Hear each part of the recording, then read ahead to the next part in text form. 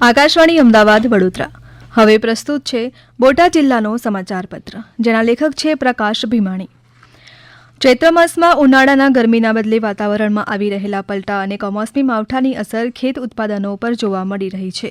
ઈદે મિલાદ, રામનવમી, મહાવીર જયંતિ, હનુમાન જયંતિ જેવા તહેવાર કોમી એકતાના સંદેશ સાથે જિલ્લામાં ઉજવાઈ રહ્યા છે, તો બીજી તરફ સ્થાનિક સ્વરાજ્યની ચૂંટણીમાં લોકોમાં નિરસતા દેખાઈ રહી છે.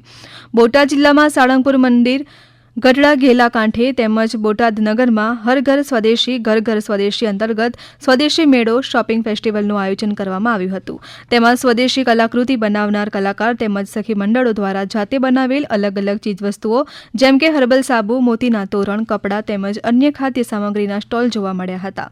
આગેવાનો દ્વારા સ્વદેશી મેળાની મુલાકાત લઈ ચીજવસ્તુની માહિતી મેળવી અને અન્ય લોકો પણ સ્વદેશી ચીજવસ્તુઓની ખરીદી કરે તે માટે અપીલ કરાઈ હતી. જિલ્લાના ગામડાઓ અને શહેરના કેટલાક વિસ્તારમાં પરંપરાગત રીતે હોલિકા દહન કરવામાં આવ્યું હતું. વર્ષ દરમિયાન જન્મેલા બાળકોએ હોળીના વાર રૂપે ફેરા તેમજ નવા લગ્ન થયેલા વરઘોડિયાઓએ શ્રીફળ અર્પણ કરી હોળિકાના દર્શન કર્યા હતા.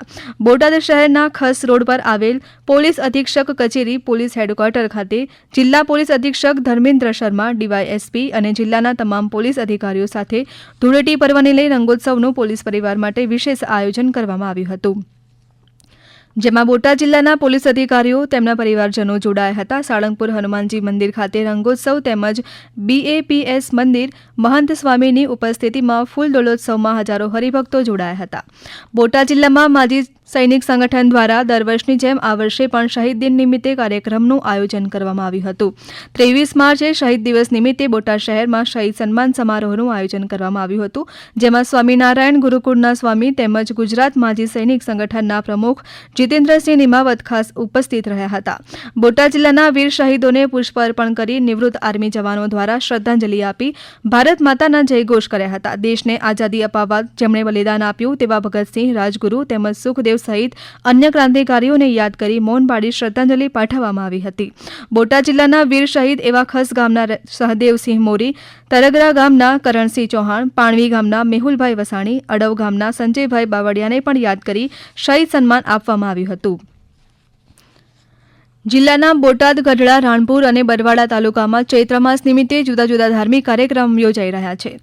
મંદિર અને સાર્વજનિક સ્થાનોમાં ધાર્મિક કથાઓ, પ્રવચન સહિતના કાર્યક્રમ યોજાયા હતા. રાણપુર તાલુકામાં મુસ્લિમ બિરાદરો દ્વારા રમજાન માસ નિમિત્તે રોજા તેમજ ઈદે મિલાદ સામૂહિક નમાઝ યોજવામાં આવ્યા હતા. બોટાદ શહેરમાં જૈન સમાજનું આગવું સ્થાન રહેલું છે, ત્યારે સ્થાનકવાસી, દેરાવાસી તેમજ દિગંબર જૈન સમાજ દ્વારા મહાવીર જયંતિ નિમિત્તે વ્યાખ્યાન, શોભાયાત્રા સહિતના કાર્યક્રમ યોજવામાં આવ્યા હતા.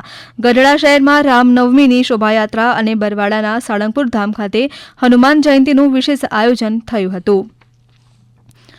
યુદ્ધની અસરરૂપે પેટ્રોલ, ડીઝલ અને LPG ગેસની સમસ્યા અંગે ફેલાઈ રહેલી અફવાઓ અંગે જિલ્લા વહીવટી તંત્ર દ્વારા લોકોને ગેરમાર્ગે ન દોરાવા અને બિનજરૂરી સંગ્રહ ન કરવા સમજણ આપવામાં આવી રહી છે.